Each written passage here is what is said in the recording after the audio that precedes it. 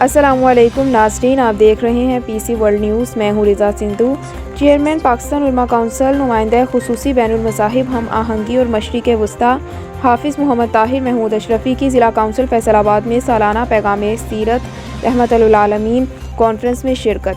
हमारे senior reporter Mirza हारून की तफसीलात के मुताबिक सालाना पैगाम सीरत रहमतुल आलमीन कॉन्फ्रेंस में मीडिया से गुफ्तगू करते हुए उन्होंने कहा, इस वक्त पूरी उम्मत मुस्लिमा इज़्तिराब में मुब्तला है। इसकी वजह फ्रांस में हमारे नबी के खाके शाये होना है, जिसकी हम पुरज़ोर मज़म्मत करते हैं। इस्लाम अमन का पैगाम देता है, लेकिन हमारे नबी की शान में गुस्ताखी किसी भी सूरत बर्दाश्त नहीं की जाएगी, इसलिए ऐसी इशात से इज्तनाब करना होगा।